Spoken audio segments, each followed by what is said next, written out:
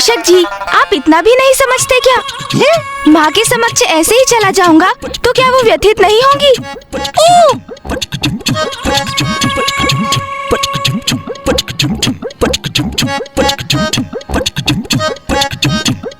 अपने उदर को बांधने के लिए कुछ तो करना चाहिए ना मुझे।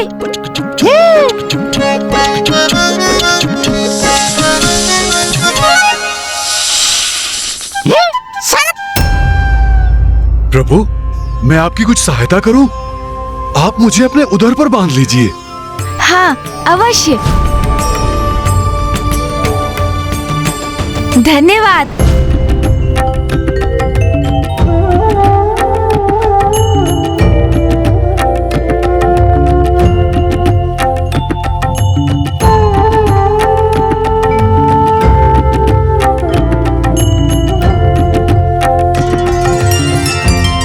देखा मूषक जी, माँ ने कहा था ना, मुझे कोई क्षति नहीं पहुँच सकती।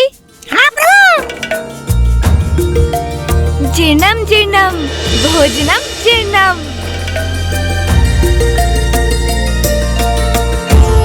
गणेश जी कुशल है, अब सब कुछ यथावत हो गया।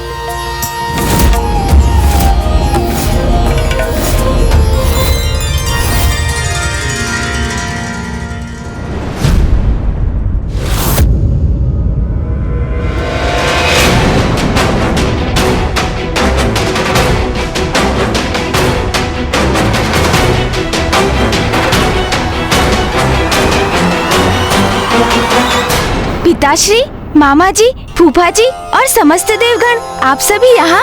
आप सभी को मेरा प्रणाम।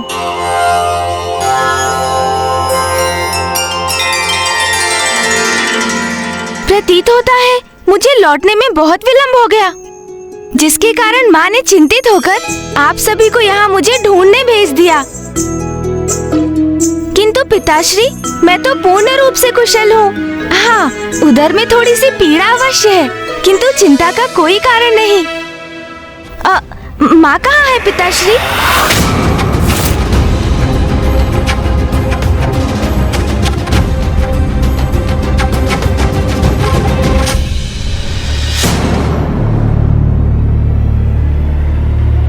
गणेश,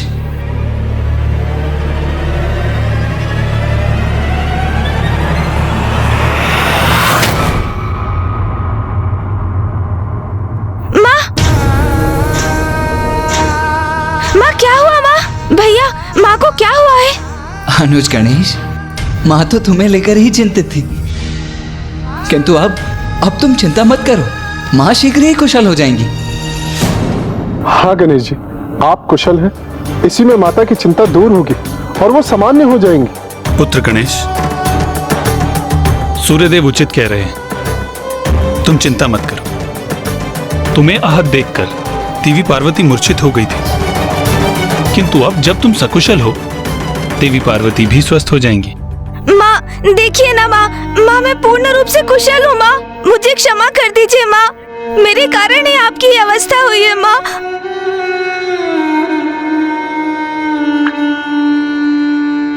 माँ की अवस्था मेरे कारण ही हुई है। मात्र उपटन के लेप से उन्होंने मुझे आकार दिया, मुझ में प्राण का संचार किया।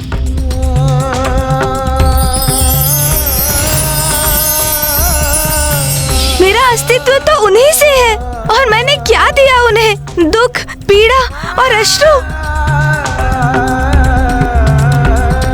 कितनी बार मेरे कारण रुदन करेंगी वो? सभी की मान्यता तो ये है कि संतान माता पिता के लिए आशीर्वाद के समान होती है, किंतु मैं तो सदा उनके कष्ट का कारण ही बनता हूँ। कितना अयोग्य पुत्र हूँ मैं। माँ, अपने गणेश को देखिए माँ, नेत्र खोलिए।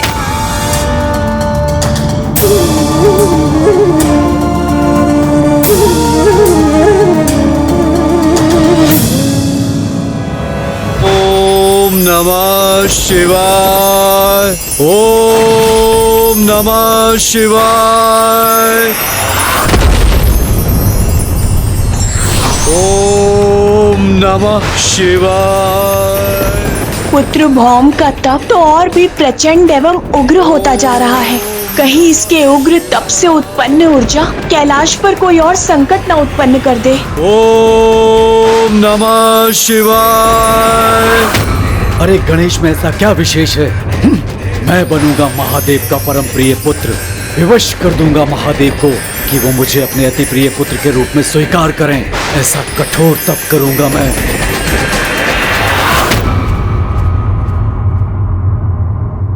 गणेश जी, आप स्वयं को दोष मत दीजिए। इन सब का कारण आप नहीं, मैं हूं।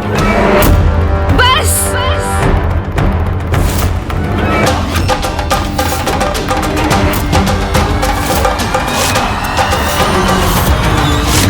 इतना दुस्साहस कैसे किया आपने?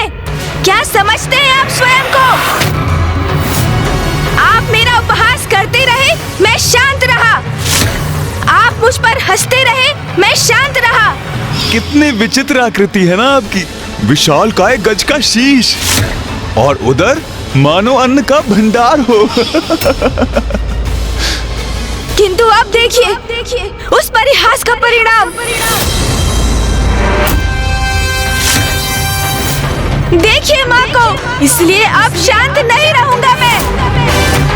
माँ की इस अवस्था के कारण आप हैं, आप। पुत्र गणेश। नहीं पिताश्री।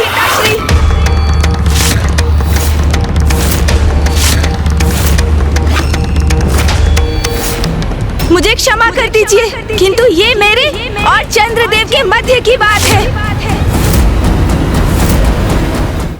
देखिए चंद्रदेव, देखिए माँ को, देखिए जगत जननी है वो, आदि शक्ति है।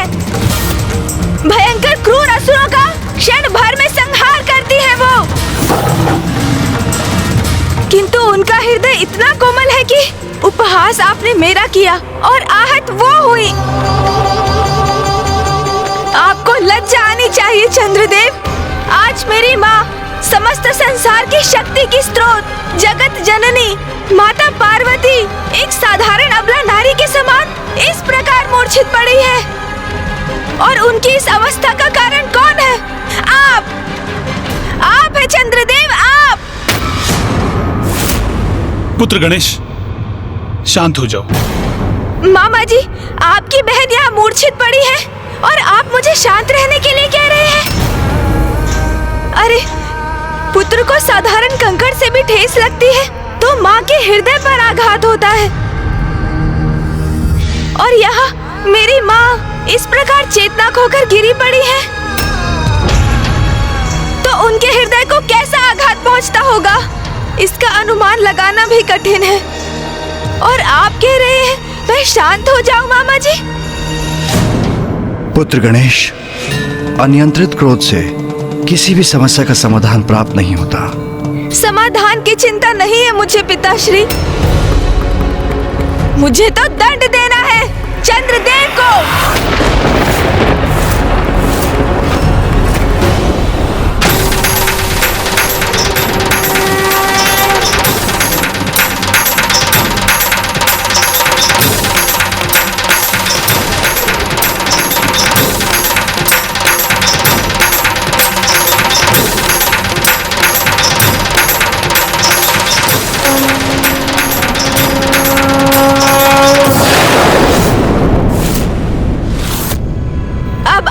कठोर दंड अवश्य प्राप्त होगा चंद्रदेव।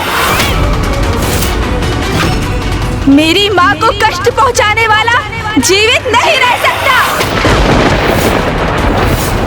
क्यों चंद्रदेव, अब क्या हुआ आपको? अब हंसी नहीं आ रही आपको? करिए ना, अब मेरा उपहास करिए, किंतु अब इसका अवसर आपको नहीं प्राप्त होगा।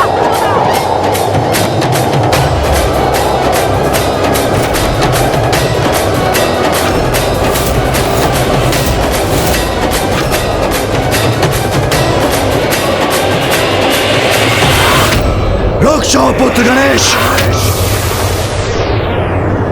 ऐसा मत करो। चंद्रमा तो प्रकृति के अनन्य भाग हैं। प्रकृति के संचार में उनका मुख्य योगदान है। उन्हें नष्ट नहीं कर सकते तुम पुत्र, अन्यथा प्रकृति का, संपूर्ण सृष्टि का संतुलन बिगड़ जाएगा। नहीं पिताश्री, भूल हो अथवा अपराध, दोनों का दंड अवश्य प्राप्त होना चाहिए। ये भी प्रकृति का ही नियम है। प्रथम पूज्य गणेश जी, विघ्नहर्ता गणेश जी, क्षमा कर दीजिए, क्षमा कर दीजिए प्रभु।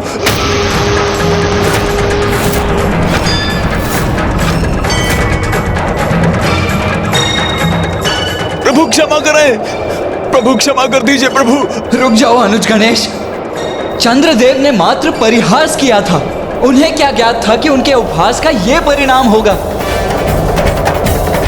माँ अपनी मूर्छा से बाहर आई, अन्यथा अनर्थ हो जाएगा। माँ उठिए, उठिए माँ।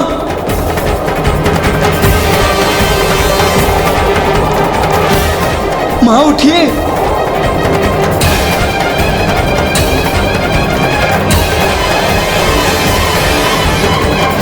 उठिए माँ, उठिए, अपनी मूर्छा से बाहर आइए माँ।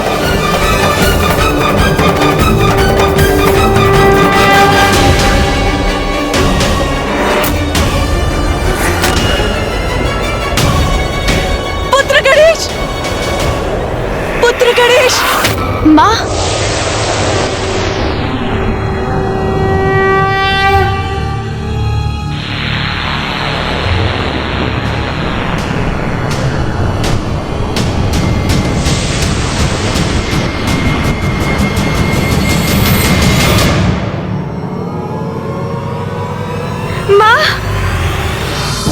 आप कुशल है माँ?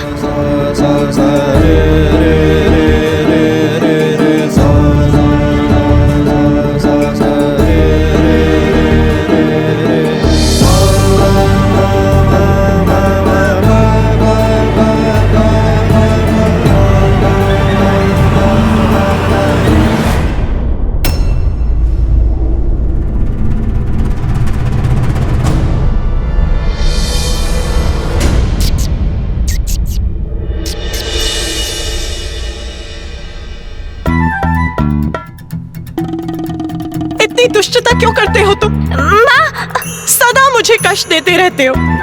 शांति पूर्वक एक स्थान पर नहीं बैठ सकते तुम? पिताश्री, किंतु माँ, टहलने तो आपने ही भेजा था ना मुझे।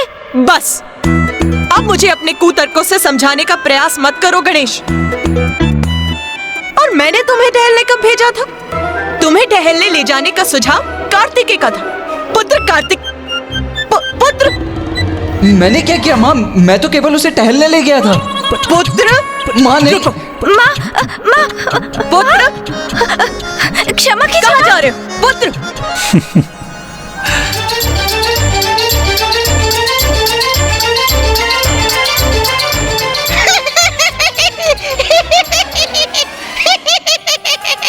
तुम क्या हंस रहे हो यहाँ?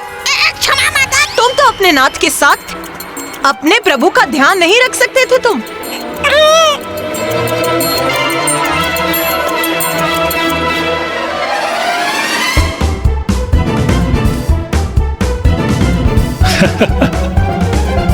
पुत्र। माँ,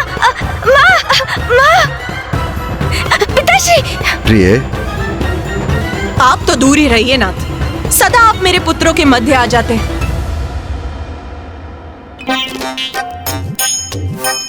कदाचित अब गणेश जी और माता ने मेरी क्षमा याचना स्वीकार कर ली।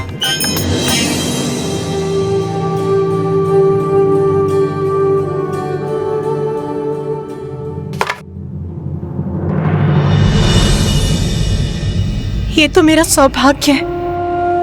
मेरा पुत्र, मेरा गणेश सर्वथा कुशल है।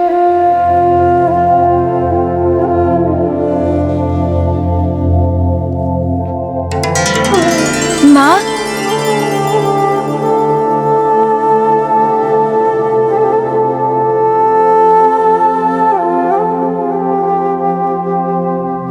ओ माँ, जो समस्त सृष्टि का आधार है, भला उसे कोई क्या क्षति पहुंचा सकता है?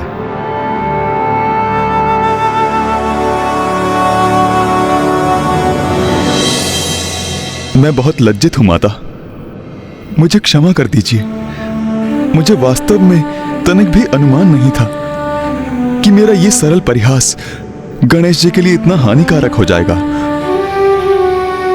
मैंने उपहास करने से स्वयं को रोकने का बहुत प्रयास किया,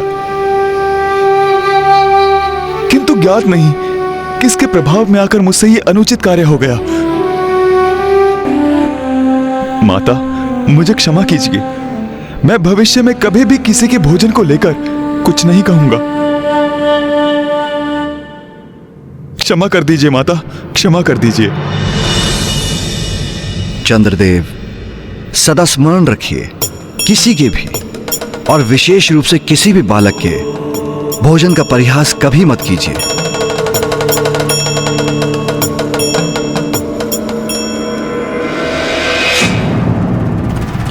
ये क्या माँ? आपके शरीर में ये कंपन कैसा? मैं भयभीत हो गई थी पुत्र। एक माता अपनी संतान की रक्षा के लिए सिंहनी बन संघर्ष करती है, किंतु उसे इस अवस्था में अचेत देखकर बिखर भी जाती है। मैं तुम्हें अचेत इस अवस्था में देखकर टूट गई थी पुत्र। अब कोई संकट शेष नहीं, अब हमें लौटना चाहिए।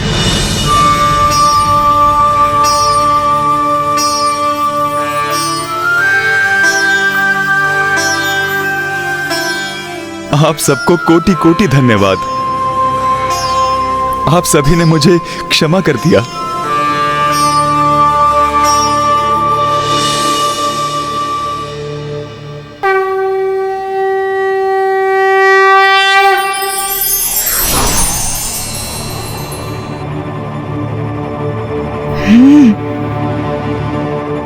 क्या हुआ पुत्र? चलो, मैंने चंद्रदेव को क्षमा कर दिया है। किंतु माँ, मैंने उन्हें क्षमा नहीं किया है।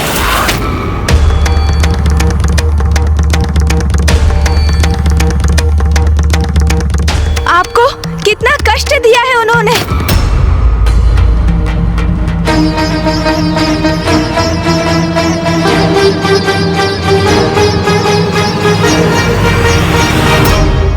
चंद्रदेव, मैं दंड स्वरूप आपके प्राण तो नहीं लूंगा, किंतु आपको पूर्ण रूप से क्षमा भी नहीं करूंगा मैं।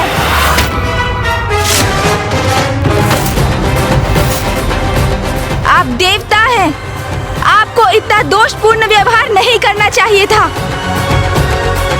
पुत्र गणेश, तनिक रुक जाओ। आवेश में आकर कुछ भी मत कर बैठना गणेश। चंद्रदेव, आपका सौंदर्य, जिसके कारण आपको सबसे सुंदर और आकर्षक देवता होने का इतना अभिमान है कि आप मेरे और मेरे गोलाकार उदर का उपहास कर बैठे। अब वही सौंदर्य मेरे श्राप से कलंकित हो जाएगा।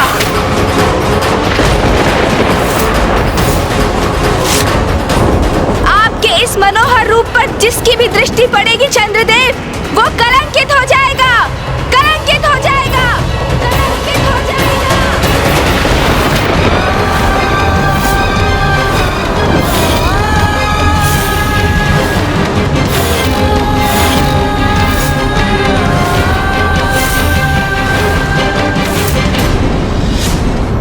पुत्र गणेश, ये कैसा अनर्थ कर दिया तुमने? मुझे क्षमा करें पिताश्री, जो मैंने किया वो सर्वथा उचित है।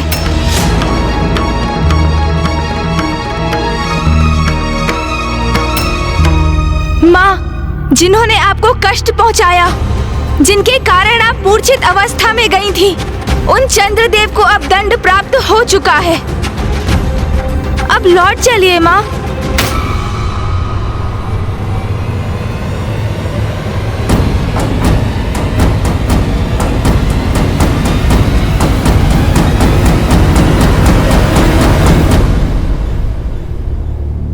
नारायण, ब्रह्मदेव, ये प्रथम पूज्य गणेश जी ने ये कैसा श्राप दे दिया मुझे?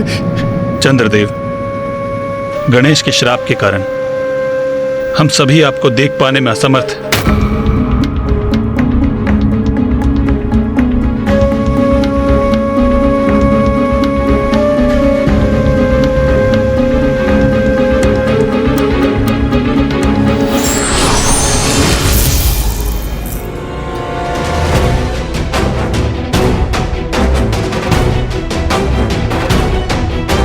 पिताश्री, अब आपको ही कुछ कर।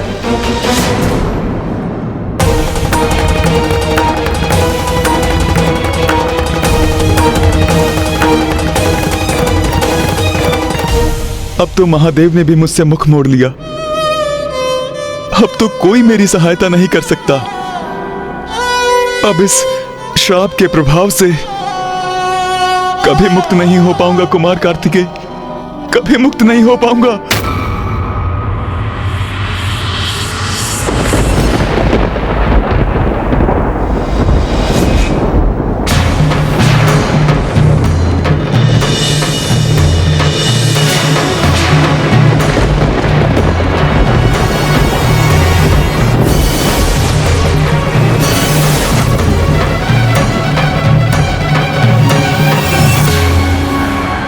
चंद्रदेव ने तो स्वयं को मेघों से ढक लिया है, जिससे कोई भी भूल से भी उन्हें न देख सके। किंतु इससे तो रात्रि अंधकारमयी हो गई है। यदि ऐसा ही रहा तो रात्रि में कोई कुछ नहीं देख सकेगा।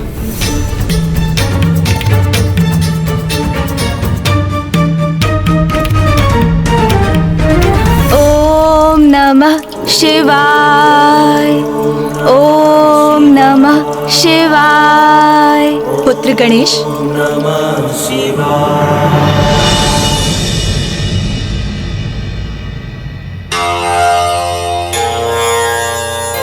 प्रणाम माँ।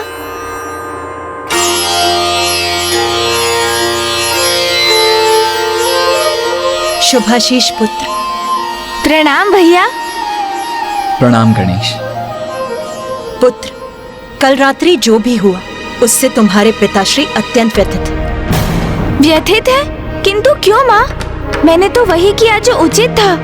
क्रोधावेश में आकर तुमने चंद्रदेव को श्राप जो दे दिया। मैंने चंद्रदेव को श्राप दिया क्योंकि उन्होंने अपने कृत्य से आपको दुख पहुंचाया माँ।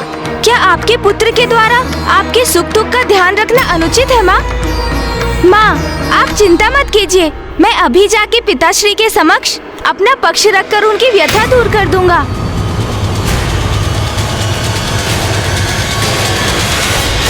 ये कैसी विकट परिस्थिति उत्पन्न हो गई है। किसी भी माँ को ऐसी स्थिति का सामना कभी नहीं करना चाहिए कि उसके कारण उसके पति और पुत्र के मध्य दुराव उत्पन्न हो जाए। पुत्र कार्तिकेय, मुझे लगता है तुम्हें भी साथ चलना चाहिए। मुझे आभास हो रहा है कि स्थिति बड़ी तनावपूर्ण होने वाली है। जी उचित है माँ।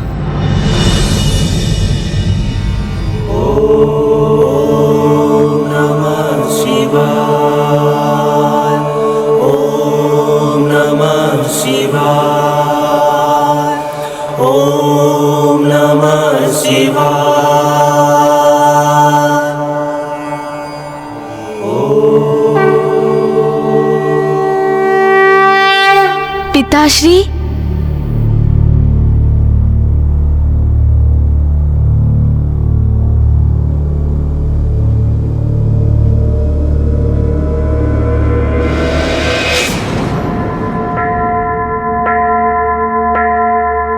नाथ, ये क्या? आपने तो अपने नेत्र भी नहीं खोले, हमें देखा भी नहीं और हमें अनदेखा कर अपना मुख मोड़ लिया। क्यों प्रभु, ऐसा क्यों किया आपने?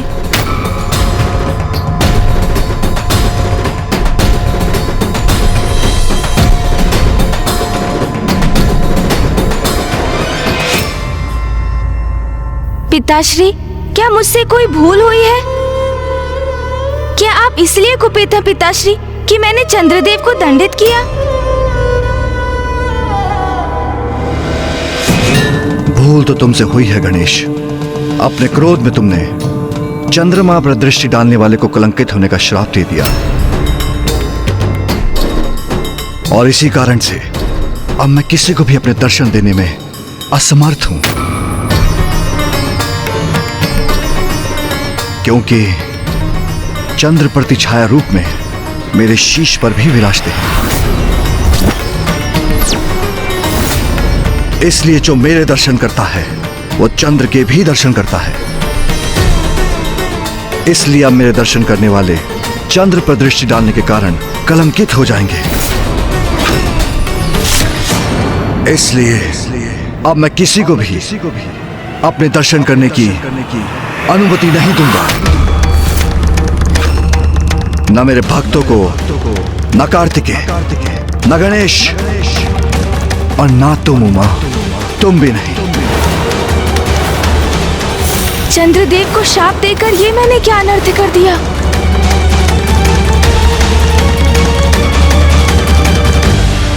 नाथ, ये आप क्या कह रहे हैं? आपके दर्शन करे बिना मैं जीवित कैसे रहूंगी? जैसे वृक्ष का अपने जड़ के बिना, सरिता का अपने जल धारा के बिना, अर्थात जीवन के आधार के बिना कोई अस्तित्व नहीं, उसी प्रकार आप जो मेरे जीवन के आधार हैं, मेरे सर्वस्व हैं, आप जिनके दर्शन से मेरे दिवस का आरंभ होता है और मेरे दिवस का अंत होता है, आप मेरे नाथ, आप स्वयं कह रहे हैं कि आप मुझे दर्शन नहीं देंगे। नाथ, गणेश ने चंद्रदेव को जो श्राप दी, उसका दंड आप मुझे क्यों दे रहे हैं?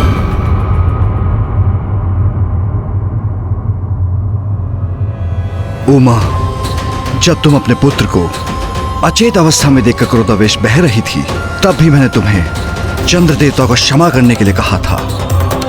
हम जगत पिता और जगत जननी हैं और अपने कर्तव्यों का निर्वाह करने हेतु अपने हृदय को कठोर कर हमारा अपनी भावनाओं को भी तिलांजलि देना आवश्यक है। यही बात मैं गणेश को समझाने का प्रयास कर रहा था। वो प्रथम पूज्य है, उसका क्रोध में अपना नियंत्रण खोना कदापि स्वीकार्य नहीं। और अब जब उसने मुझे अनसुना कर श्राप दे दिया, तो हमें भी उसका परिणाम तो सहना ही पड़ेगा।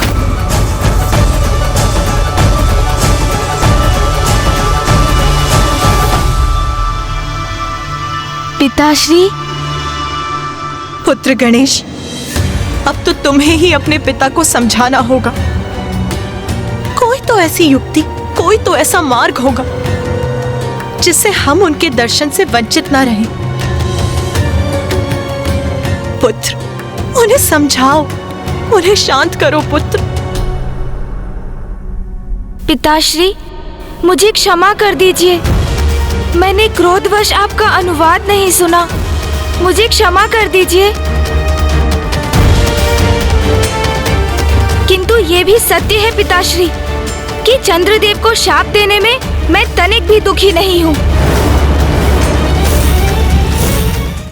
आप जगत पिता हैं पिताश्री और माँ जगत जननी, ये भी सत्य है। किंतु ये भी सत्य है कि मेरे लिए अर्थात अपने पुत्र गणेश के लिए आप भी पिता हैं और माँ मेरी माता।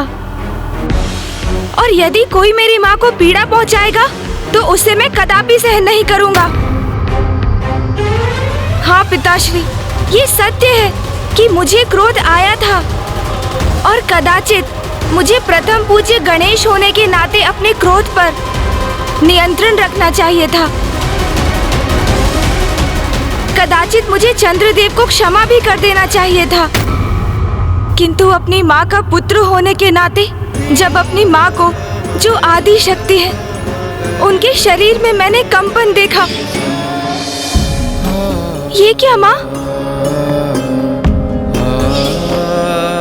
उन्हें भूमि पर असहाय मूर्छित देखा, पीड़ा से उनका हृदय आघात होते देखा, उनके अश्रु देखे, तो मैं स्वयं को कैसे रोकता पिताश्री?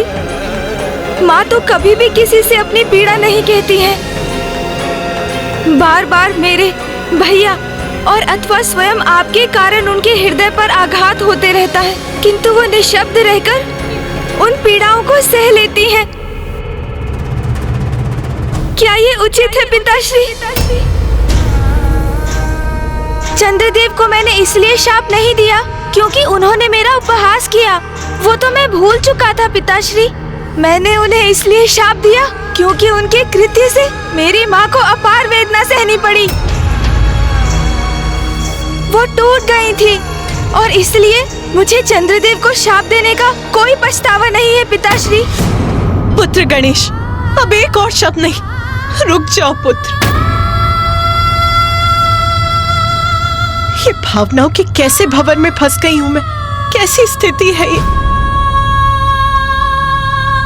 एक और मेरा पुत्र जो मेरे प्रति अपना स्नेह, अपनी निष्ठा को व्यक्त कर रहा है, और दूसरी ओर मेरे कर्तव्यनिष्ठ पति जिनके लिए उनके दायित्व ही सर्वोपरि है, जो अपने परिवार को ही दंडित कर हमें ये स्मरण करा रहे हैं कि अपार शक्ति होने के साथ साथ बड़े उत्तरदायित्व भी निभाने होते हैं। आपके इस कथन का क्या अर्थ है उमा? क्या मैं केवल कर्तव्य से बंधा पति हूं? ये तो आपको भी ज्ञात है कि मेरे लिए दायित्व सर्वोच्च है, क्योंकि उनमें संपूर्ण सृष्टि का, सभी चराचर जीवों की भलाई निहित है। किंतु आपका ये कहना कि मुझे अपने परिवार की चिंता नहीं, ये सर्वथा अनुचित है।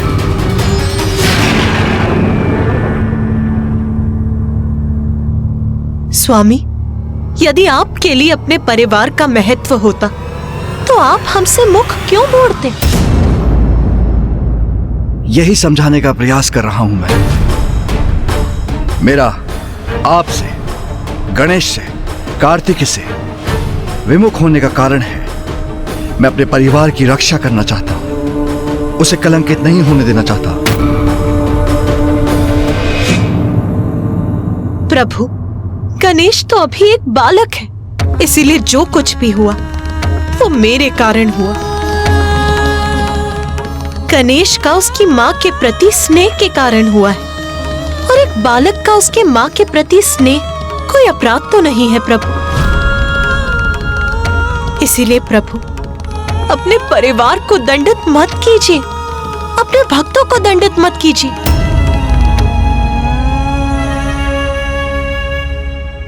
उमा, कल जो हुआ था वो गणेश के क्रोध के कारण हुआ था। प्रथम पूज्य देवता होने का दायित्व समझना होगा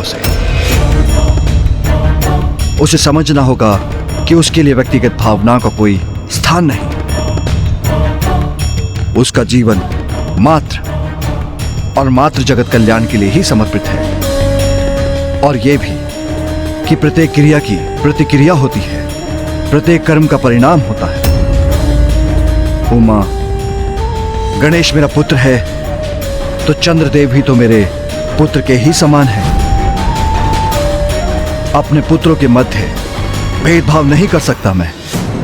उमा, मेरे पुत्र गणेश ने मेरे ही पुत्र चंद्रदेव को श्राप दिया, वही चंद्रदेव जो मेरी जटाओं में स्थित है,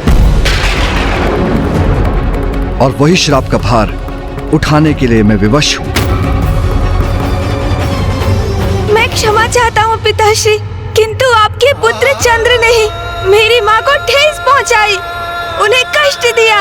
ये मैं कैसे स्वीकार करूँ पिताश्री, कैसे स्वीकार करूँ? आप ही बताइए।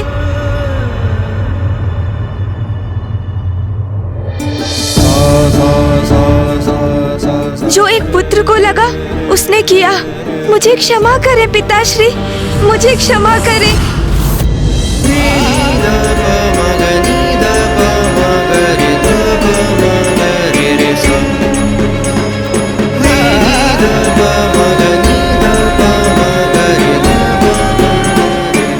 गणेश कुछ भी सुनने और समझने को तैयार क्यों नहीं हो रहा है? क्या कारण है कि पिताश्री के शब्द भी उसे प्रभावित करने में अक्षम हो रहे हैं?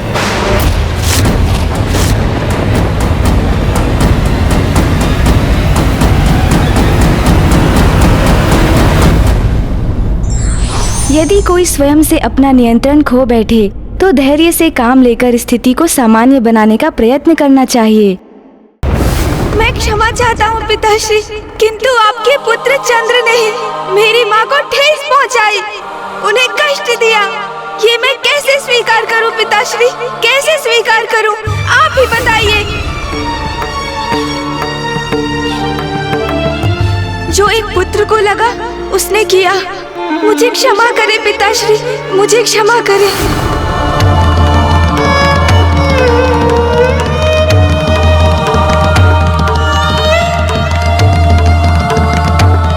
गणेश कुछ भी सुनने और समझने को तैयार क्यों नहीं हो रहा है? क्या कारण है कि पिताश्री के शब्द भी उसे प्रभावित करने में अक्षम हो रहे हैं? ओम नमः शिवाय। ओम नमः शिवाय। भौम के क्रोध का यह अतिरेक उचित नहीं। यदि वो शांत नहीं हुआ तो उसके क्रोध का कोई दुष्प्रभाव सृष्टि पर अवश्य होगा। अग्निदेव, आपका पूर्वाभास सत्य का रूप लेकर हमारे समक्ष आ ही गए। इतनी प्रसन्नता, इतने आनंद के बाद इतनी प्रतिकूल और इतनी दुखदायक घटना अंततः घट ही गई। किंतु देवराज, मैं ये समझने में असमर्थ हूँ कि चंद्रदेव को गणेश जी का उपहास करने की क्या आवश्यकता थी। वरुण देव,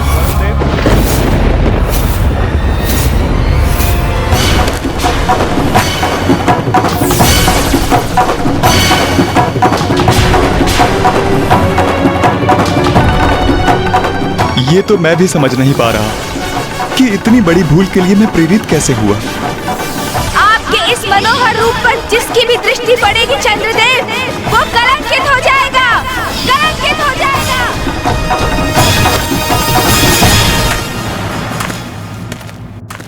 देवगण सावधान, गणेश जी का श्राप स्मरण रहे।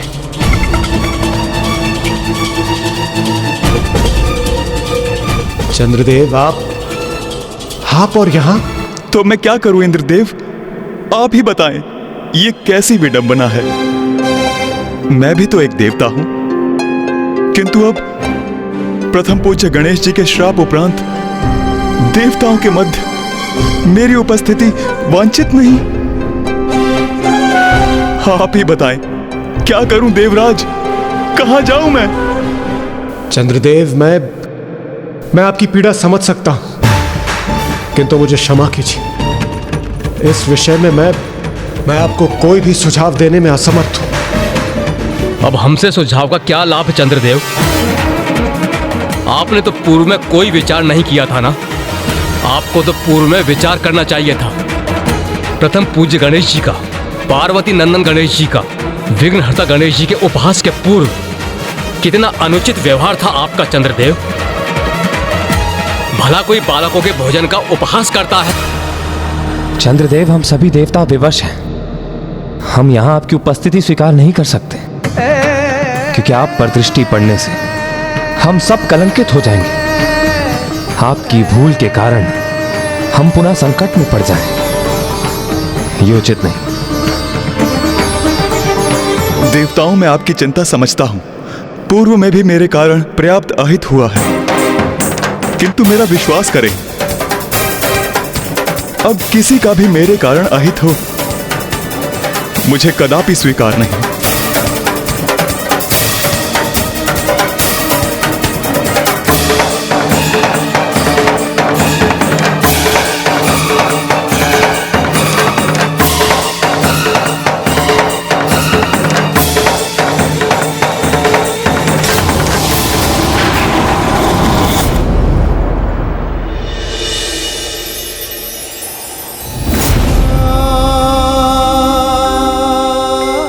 ये मैंने स्वयं को कैसे संकट में डाल दिया है। जिनसे मुझे स्नेह है उन्हीं के लिए अहितकर हो गया हूं मैं।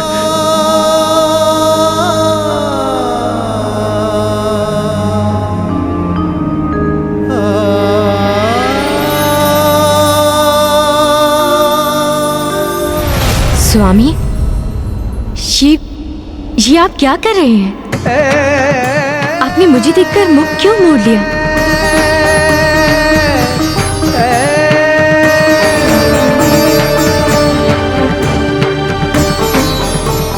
स्वामी, नहीं रोहिणी,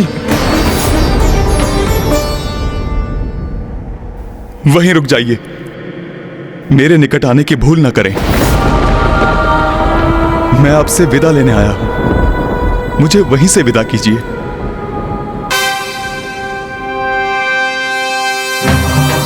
नाथ, आपके ये शब्द मेरे मन में अनेकों आशंकाएं उत्पन्न कर रहे हैं।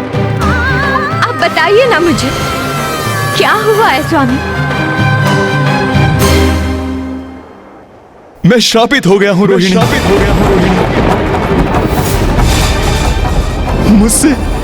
मुझसे बहुत बड़ी भूल हो गई, जिसके परिणाम स्वरूप गणेश जी ने मुझे श्राप दिया है।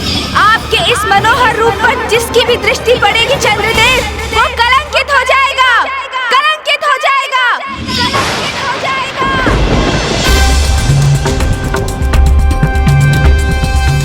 इसलिए मैं यहाँ से प्रस्थान कर रहा हूँ। किंतु स्वामी, स्वामी, स्वामी,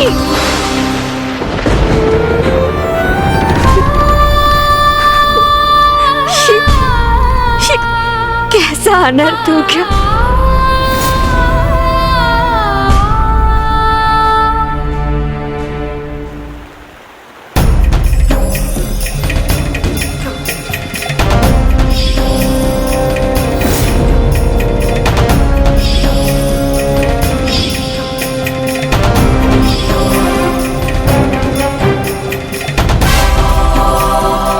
गणेश, ये कैसा श्राप दे दिया तुमने चंद्रदेव को? भैया, आप मुझसे ही प्रश्न कर रहे हैं, किंतु क्या मैं आपसे एक प्रश्न पूछ सकता हूँ? हाँ अनुज, अवश्य पूछ सकते हो। तो बताइए भैया, यदि आप मेरे स्थान पर होते, यदि आप माँ को पृथ्वी पर अचेत अवस्था में देखते और आपको ये ज्ञात होता कि उनकी इस अवस्था के कारण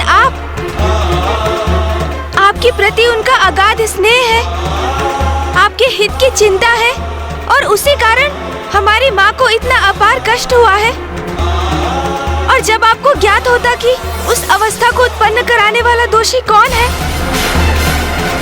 तो क्या आप उसे क्षमा कर देते? बताइए मुझे, क्या करते आप भैया? मेरी माँ को कष्ट पहुंचाने वाले दोषी को मैं अवश्य कठोर से कठोर दंड देता गणेश। तब तो मैंने जो किया वो भी उचित था ना भैया? मैं सर्वथा निर्दोष हूँ। तुम सर्वथा उचित कह रहे हो गणेश, किंतु पिताश्री भी तो अनुचित नहीं कह रहे हैं। उनका कथन भी तो सर्वथा उचित है। वास्तविकता में उचित और अनुचित कुछ होता ही नहीं है। ये तो परिस्थिति है जो दो मित्रों को, परिजनों को, दो सकारात्मक शक्तियों को भी परस्पर विरोधी बना देती है।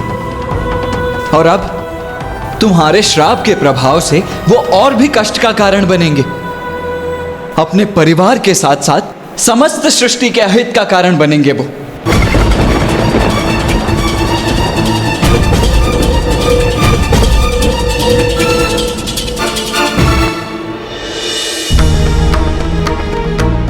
ये क्या हो गया? अपने सौंदर्य के अहंकार के कारण मैं अपने समाज, अपने परिजनों से परित्यक्त हो गया हूं।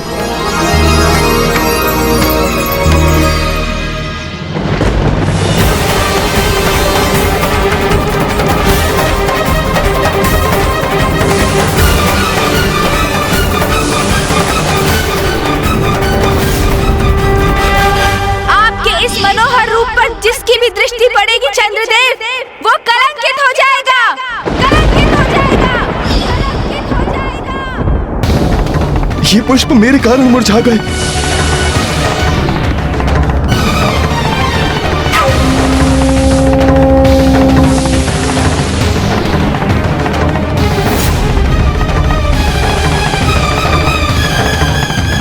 सत्य है, ये मेरी उपस्थिति का दुष्प्रभाव है। नहीं, नहीं,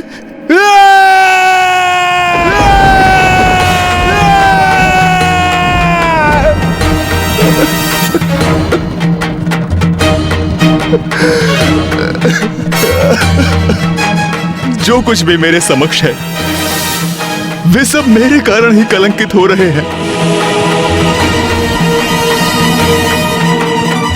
ये सर्वथा अनुचित है। इतना बड़ा कलंक मैं स्वयं पर नहीं ले सकता, नहीं ले सकता मैं। अब तो मैं किसी को भी अपना मुख नहीं दिखा सकता। क्यों किया मैंने ऐसा? प्रथम पूज्य विघ्नहर्ता श्री गणेश के साथ ऐसा अनुचित आचरण क्यों किया मैंने? अब अपने इस दोषपूर्ण आचरण के कारण मैं सभी के लिए अदर्शनीय, वर्णहीन और अत्यंत मलिन हो गया हूं।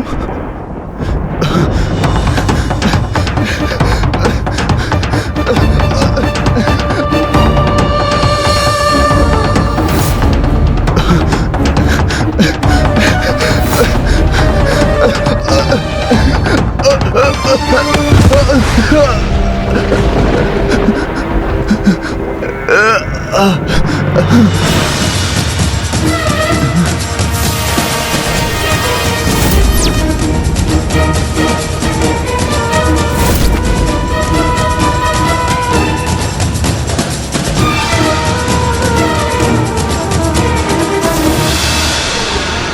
क्या हो रहा है? ये कैसी काली मचा रही है? नहीं, अब मैं किसी को अपना मुख नहीं दिखाऊंगा और ना ही किसी के कलंकित होने का कारण बनूंगा। मैं सदा के लिए इस जलकुंड में छिप जाता हूं और इसके भीतर मुझे कोई देख नहीं सकेगा।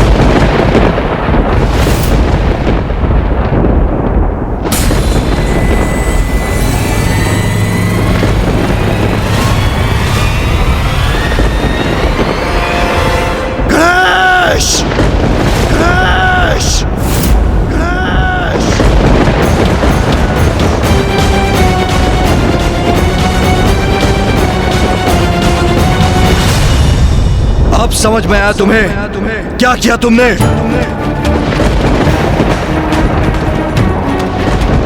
मैं तो माँ के साथ था पिताश्री। मैंने कुछ भी तो नहीं किया है। गणेश! पिताश्री, प्रतीत होता है चंद्रदेव अपना स्थान छोड़कर कहीं और प्रस्थान कर गए हैं। ये तो सर्वथा उचित है। अति उत्तम है भैया। पिताश्री, अब चंद्रदेव के आपके शीश पर उपस्थित ना रहने से, उनकी कांति खो देने से हम बिना कलंकित हुए आपके दर्शन करने के लिए मुक्त है। हमारी समस्या का समाधान तो स्वतः ही हो गया। हमारा परिवार अब पुनः कुशल है। ये गणेश को क्या हुआ? सदा अन्य सभी की चिंता करने वाला मेरा पुत्र अचानक कितना कठोर कैसे हो गया? पुत्र, जो तुम कर चुके हो उसके प्रभाव के बारे में एक बार गहनता से मंथन करो। जाओ पुत्र।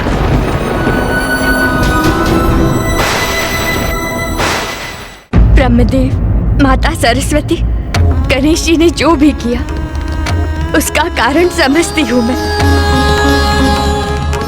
मेरे स्वामी चंद्रदेव ने भूलवश माता पार्वती को कष्ट पहुंचाया, किंतु स्वामी सभी की दृष्टि से ओझल हो गए।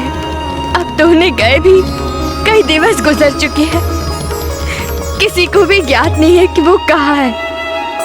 देवी रोहिणी, गणेश के लिए उसके माता पिता ही सर्वोच्च हैं। तो गणेश, जो अन्यथा निष्कपट और सरल और कोमल हृदय बालक है, अपनी माता को कष्ट में देखकर उसका क्रोध जागृत होना भी स्वाभाविक है।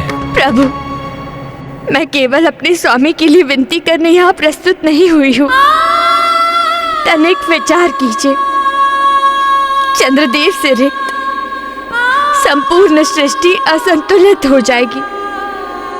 संपूर्ण प्रकृति पर, सभी जीवों पर स्वामी की अनुपस्थिति का भयंकर और विनाशकारी प्रभाव होगा। प्रभु, अब आप ही हम सभी की रक्षा का और सृष्टि के हित का कोई उपाय सुझाइए। प्रभु, कोई उपाय सुझाइए।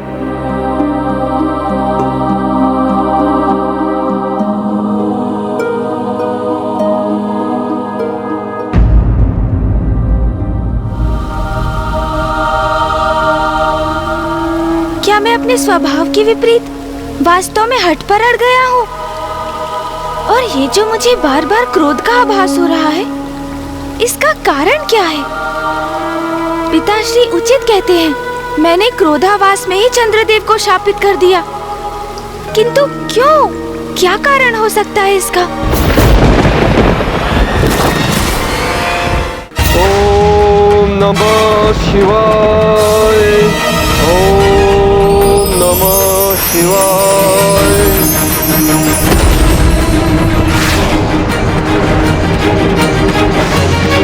ओम नमः शिवाय।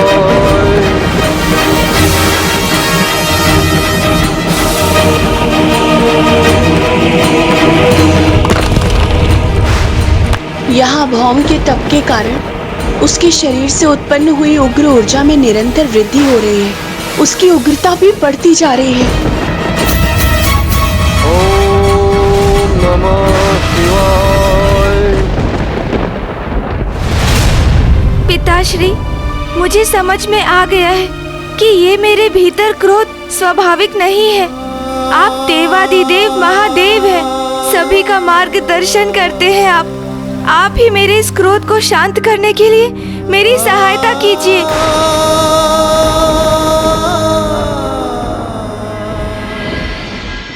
पुत्र गणेश एक अंतर्द्वंद से जूझ रहा है।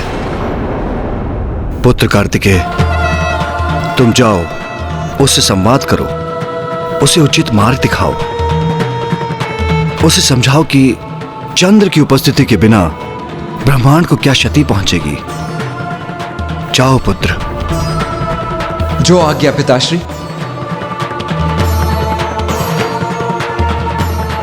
हम पे कृपा कीजिए प्रभु, कोई सुझाव सुझाइए। देवी रोहिणी, यह संकट गणेश के चंद्रदेव को शाप देने के कारण उत्पन्न हुआ है, और यदि कोई यह संकट हर सकता है तो वो गणेश ही है। कल ही कृष्ण पक्ष की चतुर्थी है। आप व्रत कर गणेश की पूजा करें। गणेश को प्रसन्न करने का एकमात्र यही उपाय है। धन्यवाद, धन्यवाद प्रभु।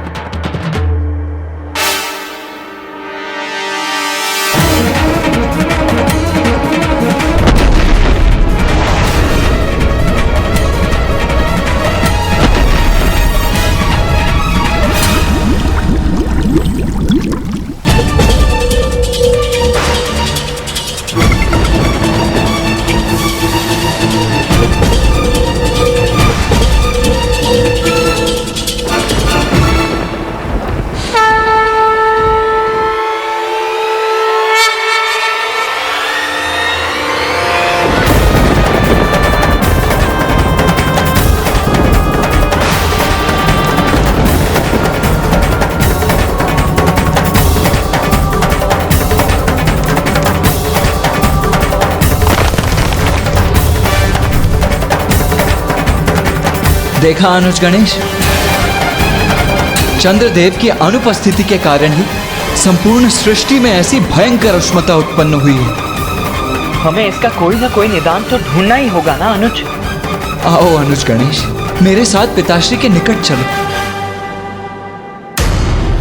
अब इस परिस्थिति से हमें मुक्त कराने का कोई उचित सुझाव देकर वही हमारा मार्गदर्शन कर सकते हैं अनुज। हाँ भैया, मैं पिताश्री की शरण में जाऊंगा। चंद्रदेव को ढूंढने के लिए मेरा मार्गदर्शन करने का अनुरोध करूंगा।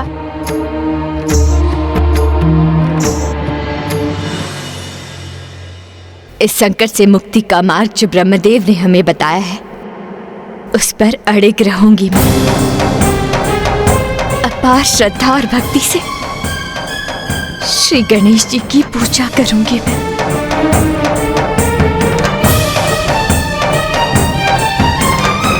देवी रोहिणी, प्रथम पूज्य गणेश जी को प्रसन्न करने हेतु हम सब देवता भी इस पूजा में आपके साथ सम्मिलित होंगे।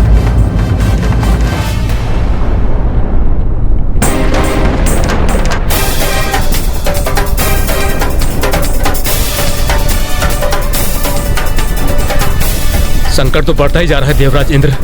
पृथ्वी की उष्णता तो बढ़ती ही जा रही है। चंद्रदेव की शीतलता का अभाव अब अपना प्रत्यक्ष प्रभाव दर्शा रहा है और स्थिति और भी क्रमशः गंभीर होती जाएगी। हमें प्रथम पूज्य गणेश जी को शीघ्र प्रसन्न करना होगा, अन्यथा अनर्थ हो जाएगा।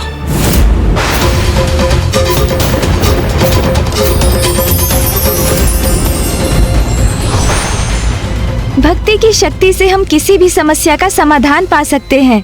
बस आवश्यकता है पूर्ण समर्पण की।